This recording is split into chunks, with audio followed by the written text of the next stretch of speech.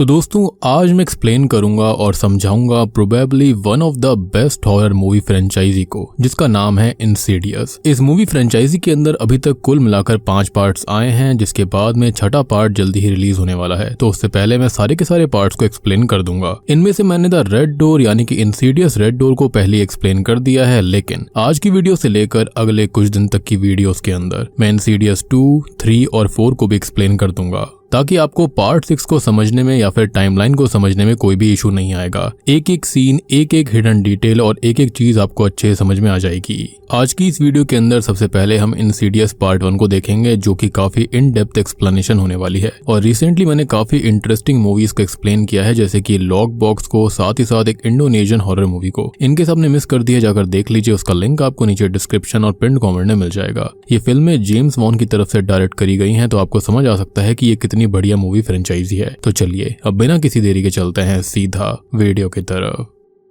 तो कहानी की शुरुआत रेने नाम की एक लेडी से होती है, जिसकी आंख अपने पति जॉश के खर्राटों की वजह से खुल गई थी। बट रेने जॉश के ऊपर गुस्सा करने के बजाय सीढ़ियों से घर के मेन हॉल में आती है, जहां पर चारों तरफ सामान से भरे कार्टन्स पड़े हुए थे, क्योंकि रेने अपने पति जॉश और अपने 3 बच्चे डॉल्टन, फॉस्टर और कैली के साथ हाल ही में ही इस घर में शिफ्ट हुए हैं। तब वो एक कार्टन के अंदर से कुछ किताबें निकालकर उनको बुक शेल्फ में रख देती है, जिस दौरान ही उसकी नजर अपनी ही एक पुरानी फोटो एल्बम पर जाती है, जिसको रेने ने देखना शुरू कर दिया था। ठीक उसी समय उसके पास उसका सबसे बड़ा बेटा डॉल्टन पहुंच जाता है, जो कि खुद भी उसके साथ फोटो एल्बम को देखने लग गया था, जिसमें रेने की बचपन से लेकर अब तक की कई सारी तस्वीरें मौजूद थी। उनको देखकर डॉल्टन रेने से अपने पिता जॉश के बचपन की तस्वीरों को देखने के बारे में पूछता है, जिस पर रेने ये बताती है कि जॉश की कोई तस्वीर नहीं है, क्योंकि उसने बचपन की तस्वीरें कहाँ पर रखी हैं इस बारे में उसको भी नहीं पता। और अभी के समय पर भी जॉश को तस्वीरें खिंचवाना कुछ खास पसंद नहीं था। वो दोनों इस बारे में बात कर ही रहे थे कि तभी ऊपर वाले रूम में से कैली रोना शुरू कर देती है, जो कि बस 1 साल की थी। इसी वजह से रेने उसे शांत करवाने चली जाती है।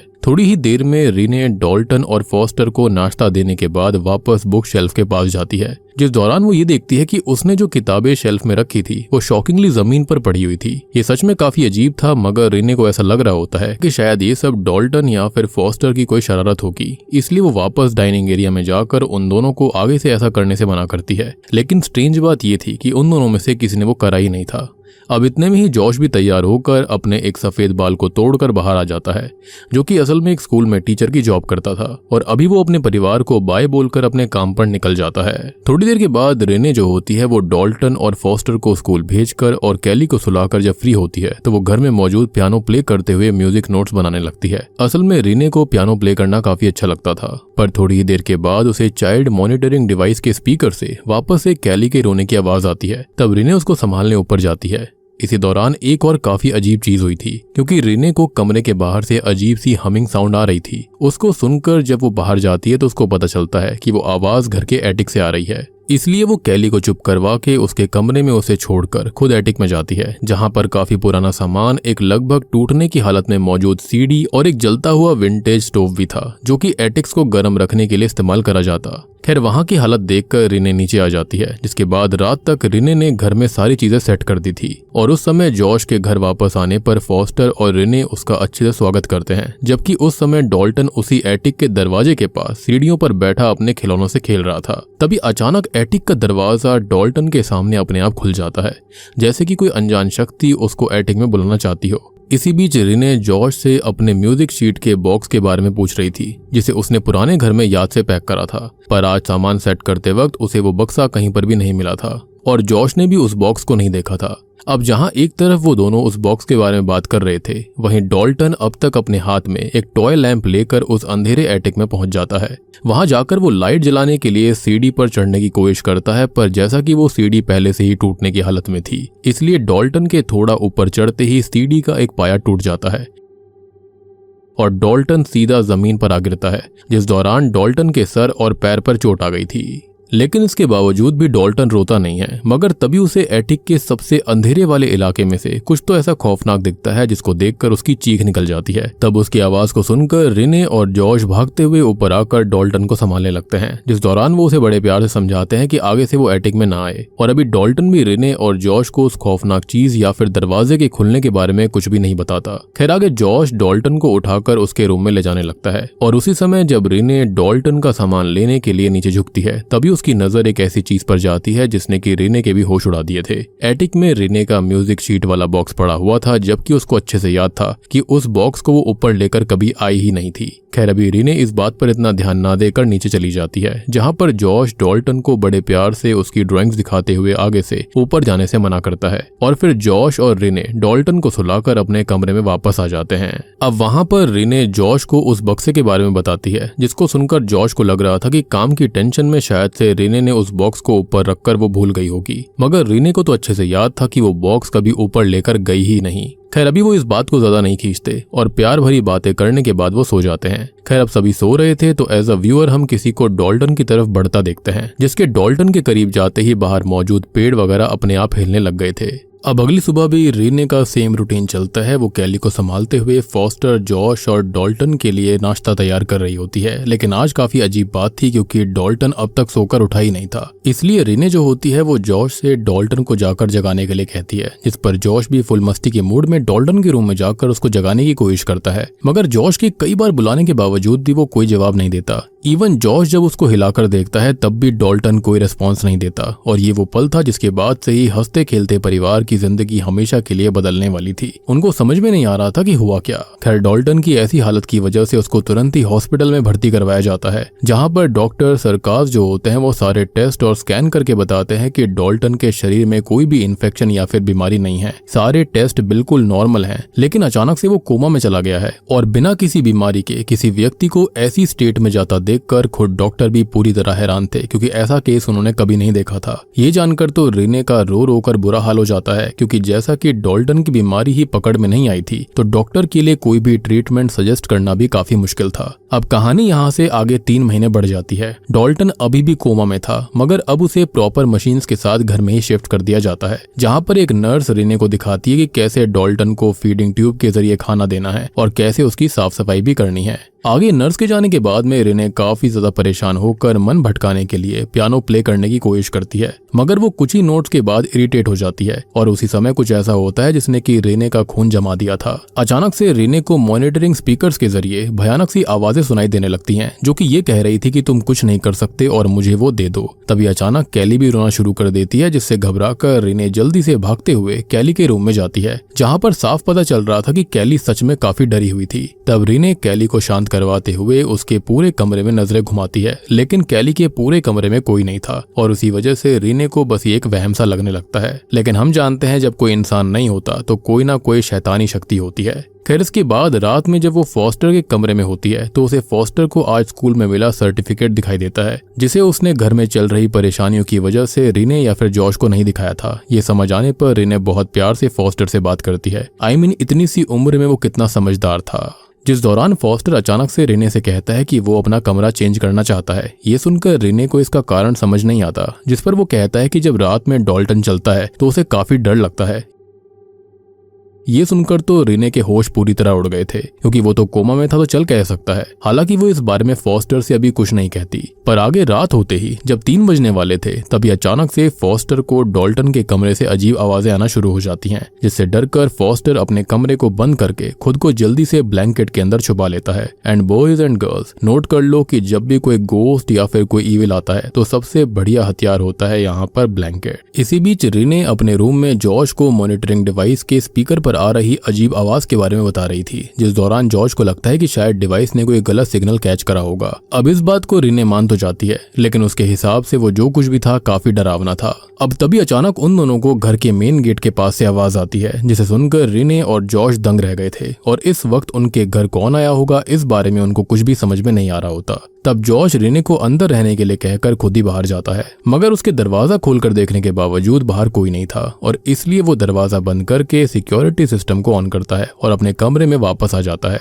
इसी बीच रीने को अपनी बेटी कैली के रूम से उसके रोने की आवाज आती है, जिसको चुप करवाने के लिए वो उसके पास जैसे ही जाती है वैसे ही उसे खिड़की के पास एक डरावने आदमी की परछाई दिखती है। उसको देखकर रीने बहुत डरते हुए जॉश को बुलाती है, लेकिन जॉश के वहां आते ही उधर कोई परछाई मौजूद नहीं थी और अभी जॉश रीने को संभालने की कोशिश कर रहा था कि तभी उनके घर का सिक्योरिटी अलार्म जोरों से बजना शुरू हो जाता है। जिसकी वजह से जॉश रेने से कैली और फॉस्टर को लेकर डॉल्टन के रूम में जाने के लिए कहता है और अब वो खुद ही मेन गेट के पास चेक करने जाता है। तब मेन गेट के पास पहुंचकर तो जॉश के पैरों तले जमीन खिसक जाती है क्योंकि मेन गेट का दरवाजा जिसे जॉश ने खुद बंद करा था वो खुला हुआ था। तब जॉश को लगता है कि घर में चोर आ गए होंगे, इसलिए वो सिक्योरिटी सिस्टम रीसेट करने के बाद एक क्रोबार जैसा टूल उठाकर चोर को ढूंढने की कोशिश करता है। लेकिन जॉश के मेन गेट के पास से जाने के अगले ही पल सिक्योरिटी सिस्टम वापस से बजने लग जाता है, जिससे जॉश को लगता है कि शायद वो चोर डर के मारे भाग गए हैं और इसलिए अब वापस से सिक्योरिटी सिस्टम को रीसेट करने के बाद जॉश चैन की सांस लेता है। फिर उसके अगले ही दिन जब वो कॉलेज में था तब वो रेने को कॉल करके बताता है कि आज उसे घर आने में लेट हो जाएगा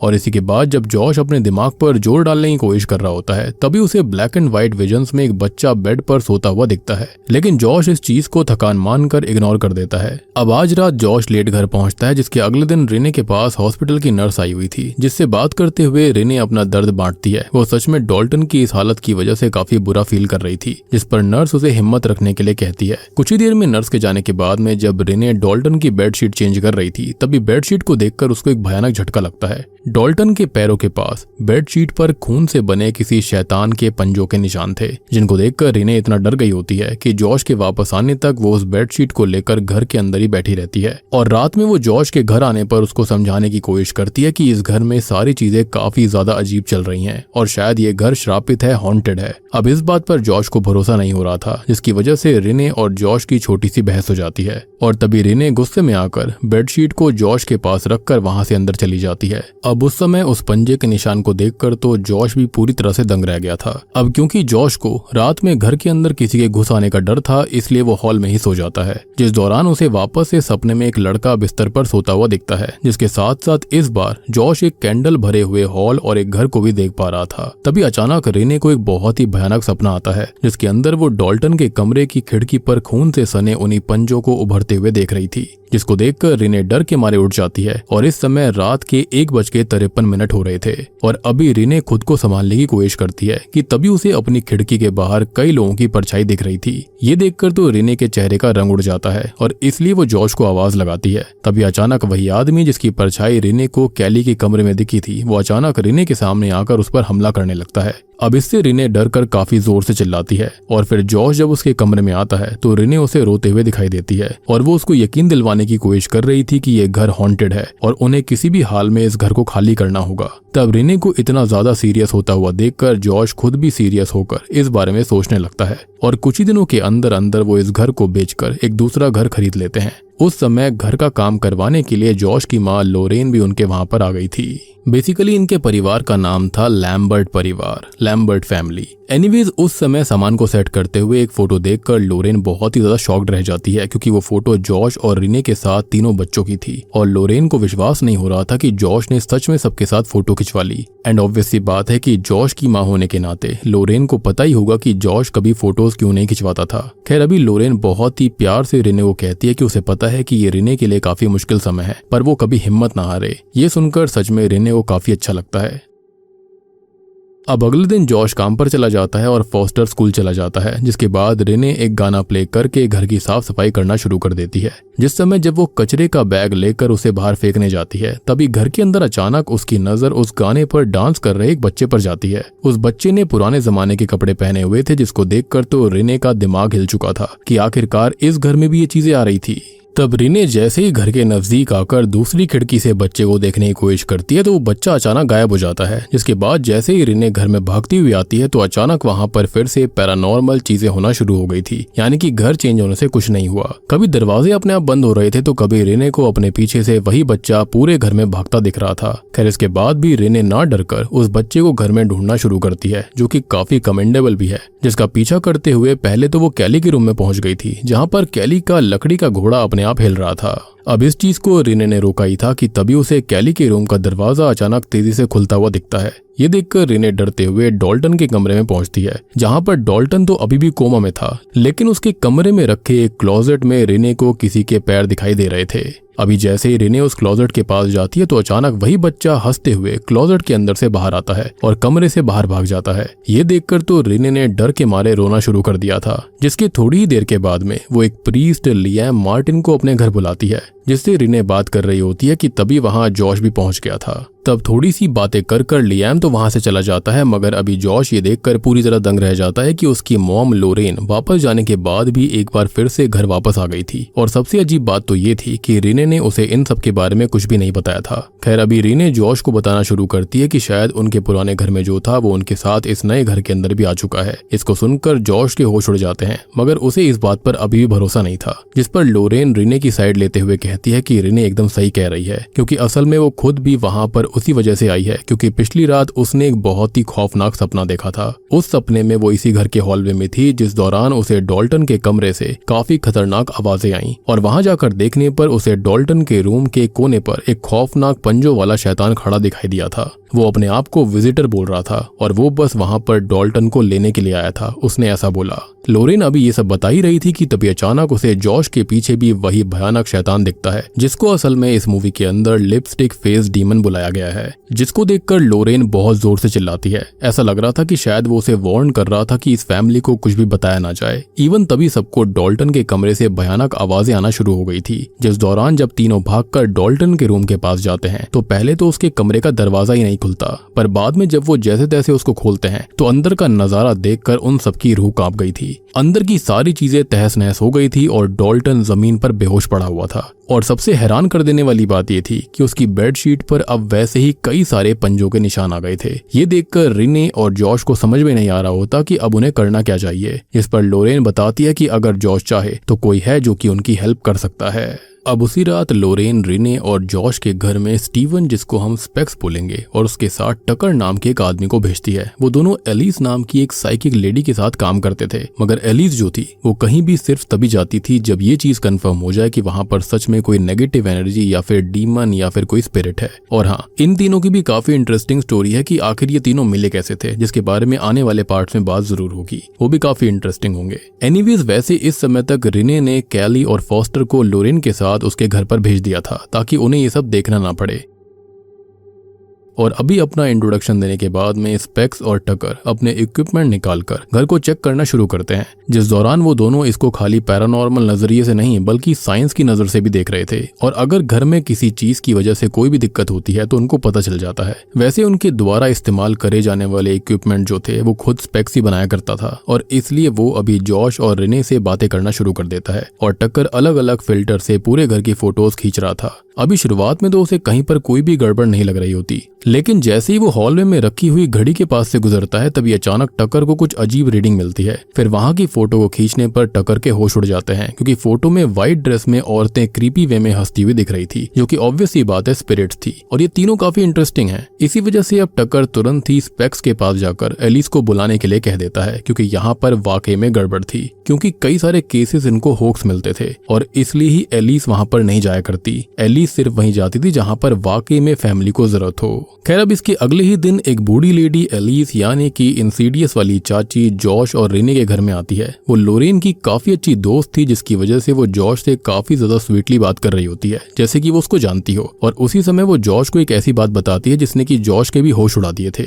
एलिस के हिसाब से वो बचपन में जॉश से मिल चुकी थी, लेकिन जॉश को इस बारे में कुछ याद ही नहीं था। खैर अभी एलिस स्पेक्स से उसकी ड्राइंग बुक निकाल कर रखने के लिए कहती है, क्योंकि अपनी शक्तियों से जब भी एलिस कुछ देखती थी तो स्पेक्स उसके बारे में जानकर उस चीज को ड्रॉ कर दिया करता कि आखिरकार एलिस ने क्या क्या देखा। खैर अब आगे एलिस डॉल्टन के कमरे में जाकर लाइट्स को ऑफ रखने के लिए कहती है, जिसके बाद वो डॉल्टन से जाकर बात करने की कोशिश करने लग गई थी। और तभी अचानक एलिस सीलिंग पर कुछ ऐसा देखती है जिसको देखकर उसके होश पूरी तरह उड़ जाते हैं। तब स्पेक्स उससे उस बारे में जानकर उस चीज को ड्रॉ करना शुरू करता है, और जब वो ड्राइंग पूरी होती है तो उसको देखकर सब पूरी तरह हैरान रह जाते हैं, क्योंकि वो ड्राइंग एक लाल चेहरे वाले खतरनाक शैतान की थी, जो कि है लिपस्टिक फेस डीमन। तब रिने डरकर लाइट्स को ऑन कर देती है, मगर उसे खुद वहां पर कुछ दिखाई नहीं देता।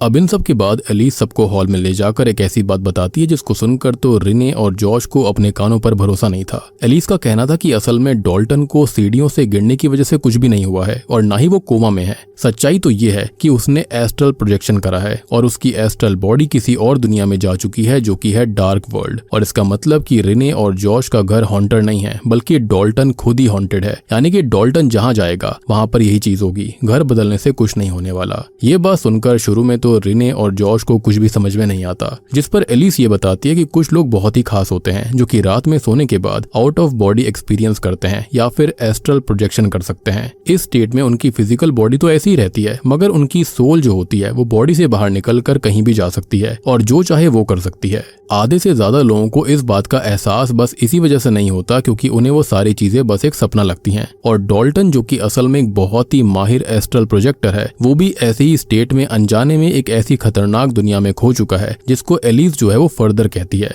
और यहाँ पर इंसीडियस का लेटेस्ट 5th पार्ट भी आने वाला है जिसका नाम भी फर्दर से ही रिलेटेड है, यानी कि उस पार्ट के अंदर हम इस फर्दर को काफी एक्सप्लोर करने वाले हैं। और इसलिए मैं इस पूरी फ्रेंचाइजी के टाइमलाइन को एक्सप्लेन कर रहा हूँ ताकि आपको समझने में दिक्कत ना आए।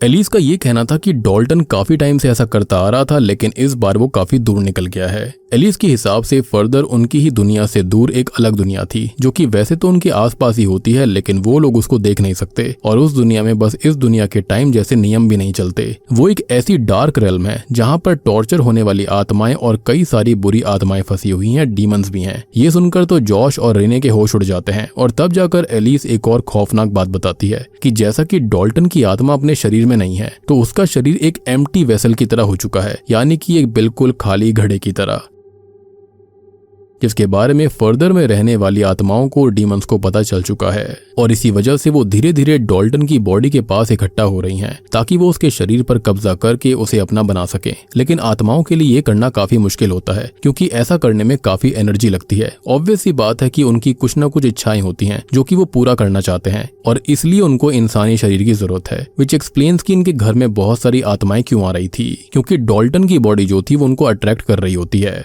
और वो बस डॉल्टन की आत्मा का उसके शरीर के साथ कनेक्शन वीक होने का इंतजार कर रहे हैं। और ऐसा होते ही कोई ना कोई चीज डॉल्टन की बॉडी में कब्जा कर लेगी, जिसका मतलब रिने और जॉश के घर में एक नहीं बल्कि कई सारी आत्माएं हैं, जिसकी वजह से ही ये सारी पैरानॉर्मल घटनाएं हो रही हैं। और एलिस के हिसाब से उनमें कुछ डीमंस भी हैं और सबसे खतरनाक वो शैतान है जिसकी ड्राइंग स्पेक्स ने बनाई थी, यानी कि लिपस्टिक फेस डीमन। वो बिल्कुल चाहता है कि वो डॉल्टन की बॉडी पर पूरी तरह कब्जा कर ले और यहाँ पर आ जाए। सबसे बड़ी बात कि वही डॉल्टन के सबसे करीब है, जो कि बस उसके शरीर को इसलिए चाहता है ताकि वो उसके जरिए तबाही मचा सके। और अब आपको ये बात भी समझ में आ रही होगी कि डॉल्टन के शरीर के साथ क्या हुआ था, क्यों वो नीचे पड़ा हुआ था, क्योंकि ये डीमन जो था वो उसके शरीर पर कब्जा करना चाह रहा था, लेकिन शायद से पूरी तरह वो उसमें सक्सेसफुल नहीं हुआ। और जितनी देर डॉल्टन की आत्मा उसके शरीर से दूर रहेगी उतनी ही जल्दी वो खत्म हो जाएगा। अब ये सुनकर रिने रोते हुए एलिस से इन सबको रोकने का तरीका पूछती है, जो कि वैसे तो सच में काफी खतरनाक था, पर एलिस इस बारे में कुछ बता पाती इससे पहले ही जॉश उठकर कुछ भी करने से मना करने लगता है। असल में जॉश को एलिस की बातों पर पूरी तरह भरोसा ही नहीं था, जिसकी वजह से ही वो रिने के कई बार रिक्वेस्ट करने के बावजूद भी एलिस, स्पेक्स और टकर को वहां से जाने के लिए कहता है। और अभी वो तीनों भी वहां से चुपचाप चले जाते हैं क्योंकि ऐसी चीजों पर विश्वास दिलाने के लिए काफी दिक्कत होती थी उन लोगों को। सबसे बड़ी बात कि जॉश को ऐसा भी लग रहा होता है कि भैया यहाँ पर ये लोग पैसे के लिए ऐसा कर रहे हैं, जबकि ऐसा बिल्कुल भी नहीं था। एनीवेज रात में जॉश काफी इमोशनल होकर डॉल्टन के कमरे में जाता है, जहाँ पर वो उससे रोते हुए बातें करने की कोशिश करने लग गया था। जिस दौरान ही अचानक डॉल्टन की बनाई हुई एक ड्राइंग जमीन पर गिरती है और अभी उस ड्राइंग को देखने के बाद तो जॉश के भी पैरों तले जमीन खिसक जाती है। वो ड्राइंग बिल्कुल उसी शैतान के जैसी थी जिसे एलिस ने स्पेक्स से बनवाया था। और सबसे अजीब बात ये थी कि डॉल्टन ने वैसी और भी कई ड्राइंग्स बना रखी थी जिनमें एक लाल कलर का दरवाजा था जो कि है द रेड डोर। और इस फ्रेंचाइजी का चौथा पार्ट जो था उसका नाम भी इंसीडियस द रेड डोर है, जिसको मैंने ऑलरेडी एक्सप्लेन कर दिया है। सबसे बड़ी बात कि वहाँ एक घोड़ा भी था, लेकिन आज से पहले रिने या फिर जॉश ने उन पर इतना ध्यान ही नहीं दिया। यानी कि डॉल्टन काफी समय से उस डीमन के द्वारा हॉन्टेड था, क्योंकि जब भी वो एस्ट्रल प्रोजेक्शन करता था तो उसके बाद वो डीमन उसके करीब आता था, लेकिन बार बार यहाँ पर डॉल्टन उससे बच जाया करता। लेकिन इस बार ऐसा नहीं हुआ था। सबसे बड़ी बात कि एटिक के अंदर जो उसको बुला रहा था वो भी कोई और नहीं बल्कि वो डीमन ही था। खैर उनमें से एक ड्राइंग के अंदर डॉल्टन ने लिखा हुआ था कि आज उसने अपने आप को सोते हुए देखा है और बाद में वो उड़ने लगा। ये सब चीजें जैसे जैसे जॉश के सामने आ रही थी उसका दिमाग हिलता जा रहा था और अब उसको भरोसा होने लगा था कि सच में एलिस पूरी तरह से सही थी। और यहाँ पर यह बात भी क्लियर हो रही थी कि डॉल्टन कहीं ना कहीं पहले भी वो शैतान की दुनिया में जा चुका था, जिसका दरवाजा मे बी रेड कलर का ही होगा और वहीं पर वो शैतान रहता है। ये समझ आते ही जॉश रोना शुरू कर देता है और तभी वहां रिने आती है और जॉश उसे एलिस को वापस बुलाने के लिए बोल देता है। तब एलिस रात में ही स्पेक्स और टकर के साथ वापस आकर कमरे में अपने इक्विपमेंट सेट करना शुरू करती है, क्योंकि वो डॉल्टन से कांटेक्ट बनाकर उसे इस दुनिया में वापस आने का रास्ता बताने वाली थी, क्योंकि उसको यहाँ पर खुद ही आना होगा। और अभी टकर ने रूम में कई सारे कैमरा सेट कर दिए थे ताकि सब कुछ रिकॉर्ड हो जाए, सब कुछ कैप्चर हो जाए। तब एलिस रिने और जॉश को ये भी बताती है कि अपनी साइकिक शक्तियों का इस्तेमाल करते हुए वो जो कुछ भी बोलेगी वो एक लो फ्रीक्वेंसी साउंड होगा, जिसको रिने और जॉश नहीं समझ पाएंगे, लेकिन स्पेक्स जो एलिस के माइंड के साथ जुड़ा होगा वो ये सब समझकर एक नोटबुक में नोट करेगा। बेसिकली एक हेलमेट के साथ कनेक्ट होगा। और आप जानते हो कि ये सब स्पेक्स ने खुद बनाया था। खैर, ये बताने के बाद एलिस लाइट को डिम करने के लिए बोलती है और डॉल्टन के उसी टॉय लैंप को चालू करके टकर से उसे इक्विपमेंट पहनाने के लिए कहती है। उसी इक्विपमेंट से जुड़ा हुआ एक हेलमेट स्पेक्स ने भी पहन लिया था। अब एलिस जैसे ही दूसरी दुनिया से संपर्क करती है, वैसे ही स्पेक्स डॉल्टन से सवाल करना शुरू करता है कि वो कहाँ पर है, क्या वो सुन पा रहा है और क्या वो ठीक है। जिस पर शुरुआत में तो डॉल्टन कोई भी जवाब नहीं देता, पर बाद में जब स्पेक्स लगातार उससे जानने की कोशिश करता है कि वो वहाँ पर है, तो डॉल्टन उसको बताता है कि वो जहाँ पर भी है उसे वहाँ कुछ भी दिखाई नहीं दे रहा, और अगर उसने हल्की सी भी आवाज करी तो वो लोग आकर उसे मारेंगे। ये सुनकर तो जॉश और रिने को समझ में नहीं आ रहा होता कि डॉल्टन किन लोगों की बात कर रहा है, पर जाहिर सी बात है पक्का वो वहां पर टॉर्चर होने वाली आत्माएं डॉल्टन को भी टॉर्चर करती होंगी, साथ ही साथ वो डीमन भी। तब डॉल्टन बताना शुरू करता है कि वहां पर एक आदमी है जिसका चेहरा आग के जैसा है, और उसी बारे में बताते हुए डॉल्टन काफी ज्यादा डरा हुआ था। ऑब्वियस सी बात है वो उसी लिपस्टिक फेस डीमन की बात कर रहा था। तब स्पेक्स उससे कहता है कि उसे बोलने की जरूरत नहीं है, बस वो उसकी आवाज को फॉलो करके बाहर आ सकता है। मगर डॉल्टन के हिसाब से वहां से बाहर आने का कोई रास्ता नहीं था, और अभी वो स्पेक्स को चुप रहने के लिए कहता है, क्योंकि शायद उस शैतान ने स्पेक्स की आवाज सुन ली थी। जिसके तुरंत ही बाद डॉल्टन चिल्लाना शुरू कर देता है और हेल्प करने के लिए कहता है। अब इस घर में बैठे सभी लोग काफी टेंशन में आ जाते हैं। इवन अभी के लिए चीजें इतनी ज्यादा टेंशन में हो गई थी कि स्पेक्स अपने हेलमेट को उतार देता है और एलिस अपना कनेक्शन तोड़ देती है। ये पूरा का पूरा हेलमेट फ्राई हो गया था। तभी कुछ ऐसा होता है जिसकी उम्मीद किसी को भी नहीं थी। डॉल्टन खुद अचानक उस टॉय लैंप के पास आकर टेबल पर हाथ मारता है, जिसके फोर्स से सभी लोग दूर गिर जाते हैं। खैर, इसके बाद डॉल्टन सभी चीजों को तोड़ने फोड़ने लग गया था, जिस दौरान वो स्पेक्स को हिट करके दूर फेंक देता है। और तभी रिने और जॉश को उस बच्चे और उन दो लेडीज की आत्माएं भी घर में दिखती हैं, जिसको देखकर वो काफी डर गए थे। उसी समय उस आदमी की आत्मा जिसने कि पहले रिने के ऊपर हमला करने की कोशिश करी थी, वो रिने के पास आकर वापस से उसको नुकसान पहुंचाने की कोशिश करता है, जिसको देखकर जॉश जैसे तैसे रिने को बचाता है। सबसे बड़ी बात कि यहाँ पर डॉल्टन जो था पक्का उसके अंदर शैतान था, और तभी एलिस डॉल्टन के बाल पकड़कर शैतान से उसकी बॉडी को छोड़ने के लिए कहती है। अभी काफी देर की मशक्कत के बाद जैसे तैसे एलिस ऐसा करवाने में कामयाब हो गई थी। ऑब्वियस सी बात है इंसीडियस वाली चाची की चलती है इस दुनिया में। खैर, इसके बाद जब सब खुद को संभालने की कोशिश कर रहे थे, तभी टकर को अपने कैमरा में डॉल्टन के पीछे उसी शैतान की फोटो मिलती है, जो कि बस कुछ ही मिली सेकेंड्स के लिए कैमरा में कैप्चर हुआ था। अब इसके अगले दिन अचानक एलिस लोरेन को रिने और जॉश के घर बुलाती है, जिसको देखकर जॉश थोड़ा सा हैरान था, मगर एलिस ने वहां पर लोरेन को किसी बहुत ही जरूरी वजह से बुलाया था। अब वजह जानने के बाद में रिने और जॉश के पैरों तले जमीन खिसक जाती है, क्योंकि लोरेन कहती है कि उसने इस सिचुएशन में एलिस को वहां इसलिए बुलाया था क्योंकि वो पहले भी एक बार एलिस को जॉश के लिए बुला चुकी है। जी हाँ, और यही रीजन था कि एलिस ने जॉश से आते ही कहा था कि वो दोनों बचपन में मिल चुके हैं। खैर, इसके बाद लोरेन और एलिस बताती हैं कि डॉल्टन के साथ होने वाली एस्ट्रल प्रोजेक्शन एक तरह से गिफ्ट है, जो कि उसे खुद जॉश से मिला है, क्योंकि बचपन में जॉश खुद भी एस्ट्रल प्रोजेक्शन करता था। ये बताते हुए लोरेन रिने और जॉश को जॉश की बचपन की कई सारी तस्वीरें दिखाती है, जो कि असल में उसने ही जॉश से खुद छुपाई थी, ताकि वो वापस कभी उस समय को याद ना कर पाए। दरअसल उस समय जब जॉश एस्ट्रल प्रोजेक्शन करता था, तब वो एक बूढ़ी औरत के बारे में बताया करता था, जो कि बस जॉश को दिखती थी, और जॉश उससे बातें भी करता था। जब उसने इस बारे में लोरेन को बताया तो लोरेन को ये सब किसी कहानी की तरह लगा, मगर उसके बाद से जब जब उसने जॉश की फोटोज खींची तो फोटो के अंदर ब्लैक ब्राइड कॉस्ट्यूम में एक लेडी दिखाई देने लगी, जो कि हर फोटो के अंदर पास आती जा रही थी, यानी कि नजदीक आ रही थी। और उसी वजह से जॉश काफी ज्यादा परेशान रहने लगा था,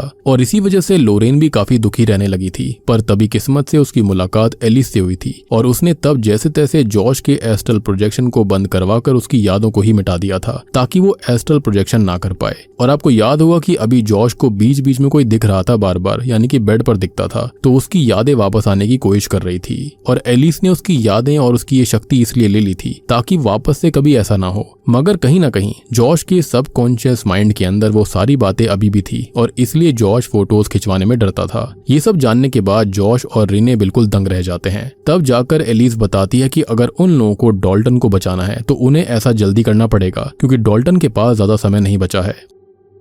और ऐसा करने के लिए जॉश को खुद ही उस दुनिया में जाकर डॉल्टन को वापस लाना पड़ेगा, क्योंकि उसकी आत्मा भटक गई है या फिर डीमन ने उसको कैप्चर कर लिया है। तो डॉल्टन की आत्मा को जॉश को ही छुड़ाना पड़ेगा। तब जॉश भी ऐसा करने के लिए मान जाता है और अभी रिने उसे इमोशनल होते हुए मोटिवेट करती है, जिसके बाद ही एलिस ने जॉश को एस्ट्रल प्रोजेक्शन करवाने के लिए सेटअप करना शुरू कर दिया था। और वो जॉश को एक सोफे पर बैठाकर ये बताती है कि उसे उस दुनिया में जाकर वहां की आत्माओं से अलग बर्ताव नहीं करना है, क्योंकि अगर उन्हें जॉश के अलग होने के बारे में थोड़ा सा भी पता चल गया तो वो लोग भी जॉश की फिजिकल बॉडी को ढूंढते हुए इस दुनिया के अंदर आने लगेंगे। और तब जॉश भी इसके लिए मान जाता है। सिंपल सी बात थी कि जैसा डॉल्टन के साथ हुआ था वैसा जॉश के साथ भी हो सकता है। ये बिल्कुल दो धारी तलवार की तरह थी, इसके अंदर रिस्क बहुत था।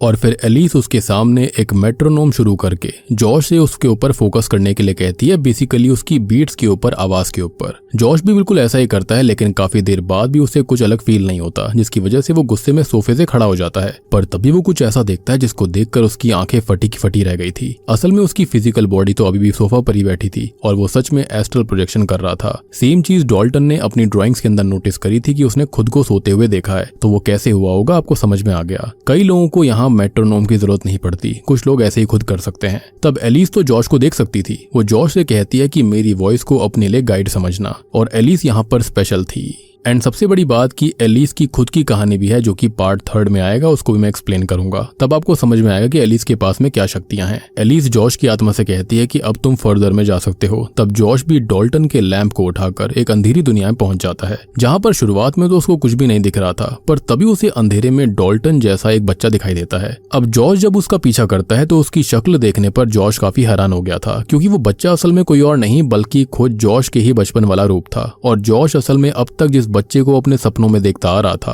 वो भी उसी के बचपन का समय था, यानी कि उसके सबकॉन्शियस माइंड की मेमोरीज वापस आ रही थी। खैर अभी छोटा जॉश बड़े जॉश को एक घर की तरफ इशारा करता है, जो कि वही घर था जिसको छोड़कर जॉश का परिवार अभी वाले नए घर में शिफ्ट हुए थे। तब जॉश डॉल्टन को ढूंढने के लिए उस घर में चला जाता है, लेकिन वहां उसे डॉल्टन की जगह एक लेडी सीढ़ियों पर ऊपर चढ़ती हुई दिखती है। अब उसको देखकर जॉश भी उसके पीछे पीछे जाते हुए उससे डॉल्टन के बारे में पूछने लग गया था, लेकिन ऊपर जाते ही वो लेडी वहां से गायब हो जाती है। और फिर डॉल्टन के कमरे में जाने पर जॉश को किसी के रोने की आवाज आ रही थी। अब रूम के कोने में एक लेडी खड़े होकर रो रही थी, जिससे जॉश अभी डॉल्टन के बारे में पूछने की कोशिश करता है, मगर वो जॉश की बातों का कोई जवाब नहीं देती। तभी जॉश को पीछे से किसी बच्चे की आवाज आती है, जिसका पीछा करते हुए जब वो हॉल में आता है तो वहां पर उसे एक परिवार दिखता है, जिसमें एक लेडी और एक आदमी थे। वो हॉल में शांति से बैठे हुए थे, जिस दौरान ही उनकी एक मेड पास में कपड़े प्रेस कर रही होती है। उन लोगों के चेहरे पर एक अजीब सी शांति के साथ एक डरावनी मुस्कान थी, जिस दौरान जैसी मेड अपनी आंखों को झपकती है तो जॉश डर कर वहां से डॉल्टन को ढूंढने में लग जाता है।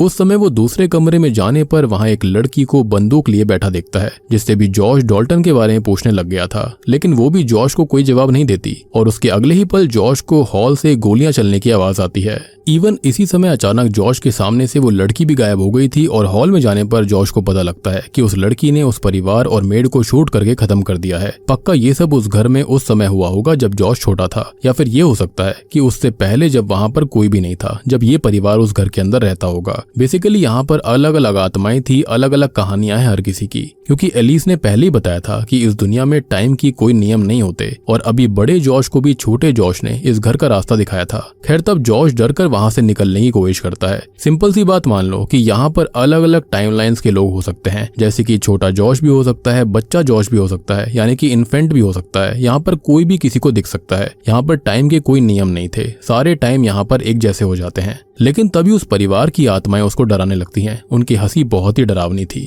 जिससे डरकर जॉश ऊपर एटिक के दरवाजे के पास आ गया था। तब एटिक में जाने पर उसे वही लाल दरवाजा दिखाई देता है, जिसे डॉल्टन ने अपने ड्राइंग के अंदर बनाया था, और वही असल में उस शैतान की दुनिया का दरवाजा था, विच एक्सप्लेन्स कि डॉल्टन यहाँ से कभी बाहर क्यों नहीं आ पाया। और आपको याद होगा कि डॉल्टन के साथ जो कुछ भी हुआ था एटिक में हुआ था, और उसके बाद से ही अगली सुबह से वो उठ नहीं पाया, क्योंकि वहीं पर उसकी आत्मा फंस गई थी। लेकिन जॉश के दरवाजे के पास जाते ही रिने के ऊपर हमला करने वाले इंसान की आत्मा जॉश पर हमला करने लगती है, जिसकी वजह से जॉश का शरीर रियल लाइफ में तड़पने लग गया था। तब एलिस उसे हिम्मत देते हुए बताती है कि जॉश जिंदा होने की वजह से उनसे काफी ज्यादा ताकतवर है, और वो अपनी हिम्मत का इस्तेमाल करे। अब इस चीज को सुनकर जॉश उस आत्मा को धक्का दे देता है और जल्दी से रेड डोर के दरवाजे के अंदर घुस जाता है। इस दौरान डॉल्टन का लैंप बाहर ही रह गया था, पर अभी दरवाजे के अंदर जॉश को वही कैंडल से भरा हुआ हॉलवे दिखता है, जिसे उसने भी अपने सपने में देखा था। और आपको याद हुआ कि हॉलवे के अंदर ही यहाँ पर स्पेक्स वगैरह को कुछ ना कुछ फील हुआ था। खैर उसी हॉलवे में आगे जाते हुए एक घोड़े का स्टैचू दिखता है जिसे डॉल्टन ने अपनी ड्राइंग्स में बनाया हुआ था। और तभी थोड़ा सा आगे जाने पर आखिरकार जॉश को डॉल्टन रोता हुआ मिल जाता है। उसको देखते ही जॉश जल्दी से उसको गले लगा लेता है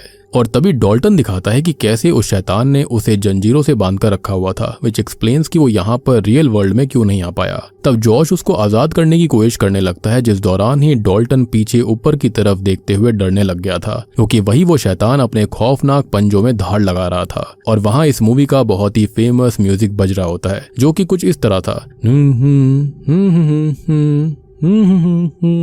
अब ये देखकर जॉश जैसे तैसे डॉल्टन को शांत कराता हिम्मत देता है, मगर उसने डॉल्टन को आजाद करा ही था कि उस शैतान की नजर उनके ऊपर पड़ जाती है। बेसिकली शैतान जिस बॉडी को पोजेस करना चाहता था उसको छुड़वाने को ही आया था, तो वो ऐसा थोड़ी कर सकता है। तभी वो अचानक जॉश के सामने आकर उस पर हमला कर देता है, जिसकी वजह से जॉश का शरीर वापस रियलिटी में कांपने लग जाता है। और इस बार माहौल इतना ज्यादा खतरनाक था कि रिने और जॉश का पूरा घर हिल रहा था। उसके बाद भी जॉश जैसे तैसे डॉल्टन को उठाकर उस शैतानी दुनिया से बाहर आने में कामयाब हो जाता है। जिसके बाद वो सबसे पहले तो डॉल्टन को उस लैंप को उठाने के लिए कहता है और बाद में वो अपने पुराने घर से बाहर निकलकर वापस उसी अंधेरे इलाके में आ गए थे। वहाँ इस बार लैंप की रोशनी में उन्हें कई सारी आत्माएं अपनी तरफ बढ़ती हुई दिख रही थी। जिस समय रियल लाइफ में एलिस को भी एहसास हो जाता है कि जॉश डॉल्टन को ढूंढ चुका है, पर अब दिक्कत ये थी कि जॉश को खुद ही उस दुनिया से इस दुनिया में आने का रास्ता ढूंढना पड़ेगा। तभी जॉश के घबराने की वजह से उसकी बॉडी जोरों से कांपना शुरू कर देती है, जिस दौरान ही घर की सारी लाइट्स एक एक करके फ्यूज हो गई थी। और जॉश को वापस लाने का यही तरीका था कि रिने उसे आवाज लगाकर रास्ता दिखाए। तब किस्मत से सच में डॉल्टन और जॉश को रिने की आवाज सुनाई देने लगी थी, जिसको ही फॉलो करते हुए वो रियल दुनिया में आने लग जाते हैं। पर तभी अचानक से रिने के घर में सबको दूसरे रूम से अजीब आवाजें आने लगी थी। स्पेक्स जब डरते हुए वहां जाता है तो वो आवाज एक ड्रॉर से आ रही थी, जिसमें से एक हाथ निकलकर स्पेक्स को पकड़ने की कोशिश करता है, पर स्पेक्स जल्दी से भागकर बाकी सबके पास आ गया था। उसी समय टकर को भी घर के अंदर कई सारी आत्माएं दिख रही थी। सबसे बड़ी बात कि आत्माओं को पता लग गया था कि यहाँ पर कई सारे इंसानी शरीर हैं और शायद से डीमन ने भी बोल दिया होगा कि इन पर हमला करो, जिसके चलते ऐसा हो रहा था। सबके सब कोई ना कोई इंसानी शरीर चाह रहे थे। अब इससे एलिस समझ जाती है कि आत्माओं को जॉश के वेसल होने के बारे में भी पता लग गया है। मतलब कि बाथरूम में, किचन में, मेन दरवाजों के अंदर हर जगह बस आत्माएं ही आत्माएं थी। जिस दौरान ही अब तक जॉश भी फर्दर वर्ल्ड से रियल वर्ल्ड में अपने घर के बाहर पहुंच चुका था। जिस दौरान वो डॉल्टन को उसके रूम में जाने के लिए कहकर खुद उन आत्माओं को रोकने लगता है, मगर अभी डॉल्टन के उसके कमरे में जाते ही वो शैतान डॉल्टन के पीछे पड़ गया था। वो दीवारों पर बिल्कुल छिपकली की तरह रेंग कर चढ़कर जैसे जैसे डॉल्टन का पीछा करना शुरू कर देता है। जिस दौरान डॉल्टन भी भागते हुए अपने कमरे के पास जाने लग गया था और वहीं जॉश को अचानक एक मिरर में अपने बचपन वाली वही ब्लैक ब्राइड कॉस्ट्यूम वाली बूढ़ी महिला दिखाई देती है, यानी कि उसने उसका पीछा अभी तक छोड़ा नहीं था। और तभी जॉश चिल्ला चिल्ला कर उसे अपने से दूर करने के लिए कहता है, यानी कि दूर जाने के लिए बोलता है। लेकिन हम देखते हैं कि वो लेडी क्रीपी स्माइल करते हुए दूर सी जा रही थी। जिस दौरान ही कई सारी आत्माएं जॉश की बॉडी के पास आ रही होती हैं और उसी समय रिने भी चिल्ला चिल्ला कर जॉश से उसके शरीर में उसको वापस आने के लिए कह रही थी। तब किस्मत से अचानक से वो ब्लैक ब्राइड की कॉस्ट्यूम वाली लेडी जॉश के पास से दूर चली जाती है और जॉश अपने शरीर में लौट आया था। खैर इसके तुरंत बाद ही सब नॉर्मल हो जाता है और किस्मत से अब तक डॉल्टन भी अपने शरीर में लौट आया था। तब उसको होश में आता हुआ देखकर लोरेन और स्पेक्स काफी खुश होते हैं, जिसके बाद वो उसे रिने और जॉश के पास लेकर आते हैं। और अब वो दोनों ही डॉल्टन को देखकर काफी ज्यादा खुश हो गए थे, इमोशनल हो गए थे। इवन एलिस भी डॉल्टन और जॉश की मदद करके काफी खुश थी। जिसके बाद टकर और स्पेक्स वहां से इस हादसे पर बुक लिखने के बारे में बातें करना चालू करते हैं। और वही अब इतने दिनों बाद डॉल्टन के सही होने की वजह से रिने उसे काफी सारा अच्छा खाना खिला रही थी। इसी बीच जॉश जो होता है वो एलिस से बातें करते हुए उसे शुक्रिया कह रहा था, क्योंकि एलिस ने उसे नई दुनिया दिखाई। लेकिन उसी समय जॉश से बातें करते हुए एलिस को कुछ अजीब सा फील होता है और वो अचानक अपने पास से एक पुराना कैमरा निकाल कर जॉश की फोटो खींच देती है। और इससे जॉश इतना गुस्से में आ गया था कि वो तुरंत ही एलिस का गला पकड़कर उसे मौत के घाट उतार देता है और उससे चिल्ला चिल्ला कर पूछने लगता है कि आखिरकार उसने ऐसा क्यों करा, उसकी फोटो क्यों खींची। और यहाँ पर हम साफ देख पा रहे थे कि ये जॉश तो बिल्कुल नहीं था। तब उसके चिल्लाने की आवाज को सुनकर रेने उस कमरे में आती है जहाँ पर एलिस की लाश को देखकर वो पूरी तरह दंग रह गई थी कि आखिरकार ये क्या हुआ। और जॉश भी उसे पूरे घर में कहीं दिखाई नहीं दे रहा था। खैर इसके बाद जब रिने घबराकर वापस से एलिस की लाश के पास आती है तो उसे जमीन पर एलिस का कैमरा पड़ा दिखाई देता है, जिसमें शॉकिंगली जॉश की जगह उस ब्लैक ब्राइड की कॉस्ट्यूम वाली लेडी की फोटो थी। असल में एलिस जब जॉश से बातें कर रही थी तो उसने उसके रूखे नाखूनों को नोटिस कर लिया था, हाथों को नोटिस कर लिया था, जिसकी वजह से उसने जॉश की फोटो फोटो खींच ली। इसका मतलब साफ था कि जॉश के साथ उस बूढ़ी औरत की आत्मा इस दुनिया में आ गई थी, यानी कि वो दूर नहीं गई थी बल्कि उसने उसकी बॉडी को पजस कर लिया था और दूसरी जगह पे जॉश कहीं कैद हो गया। तभी अचानक जॉश पीछे से आकर रिने के कंधे पर हाथ रख देता है और बूम, इंसीडियस पार्ट 1 की कहानी यहीं पर खत्म हो जाती है। तो दोस्तों ये थी इंसीडियस 1 की कहानी। उम्मीद करता हूँ कि आपको ये फिल्म पसंद आई होगी। अगली वीडियो के अंदर हम इसके पार्ट 2 को देखेंगे, जहां पर हम ब्लैक ब्राइड लेडी के बारे में जानेंगे कि आखिरकार वो है कौन और उसने जॉश के साथ ऐसा क्यों करा, या फिर उसके बचपन में क्या हुआ था और एलिस इन लोगों को कैसे मिली थी। वो अगले पार्ट में आएगा। थर्ड पार्ट के अंदर हम एलिस को देखेंगे कि उसके साथ में क्या हुआ था, यानी कि उसके पास ऐसी शक्तियां कहां से आईं और वो कैसे इन दोनों के पास मिली थी, यानी कि स्पेक्स और टकर से। उम्मीद करता हूं कि आपको ये इन डेप्थ एक्सप्लेनेशन पसंद आई होगी। पसंद आई तो वीडियो को लाइक कर दीजिए, चैनल के ऊपर नए हो तो सब्सक्राइब कर लो। और हाँ, ये जो लिपस्टिक फेस डीमन है ना, इसको मैंने ऑलरेडी द रेड डोर यानी कि 5th इंस्टॉलमेंट के अंदर एक्सप्लेन कर रखा है कि ये क्या है, लेकिन इससे पहले आप बाकी के 4 पार्ट्स को देखना, उसके बाद ही आप रेड डोर को देखिएगा ताकि आपको डिटेल में सब कुछ समझ में आएगा। और अभी कुछ ही हफ्तों में 6ठा पार्ट रिलीज हो जाएगा, तब तो आपको और भी ज्यादा डिटेल में चीजें समझ में आ जाएंगी। तो उम्मीद करता हूँ कि आपको वीडियो पसंद आई होगी, समझ आई होगी। सब्सक्राइब कर लीजिए ताकि आप तक इन पार्ट्स की नोटिफिकेशन सबसे पहले आ जाएगी। और रिसेंटली मैंने काफी इंटरेस्टिंग मूवीज को एक्सप्लेन किया है, जैसे कि लॉक बॉक्स को, साथ ही साथ एक इंडोनेशियन हॉरर मूवी को। इनके सबने मिस कर दिया, जाकर देख लीजिए, उसका लिंक आपको नीचे डिस्क्रिप्शन और पिन कमेंट में मिल जाएगा। तो मैं आप सबको मिलता हूँ अगली वीडियो के साथ में, तब तक के लिए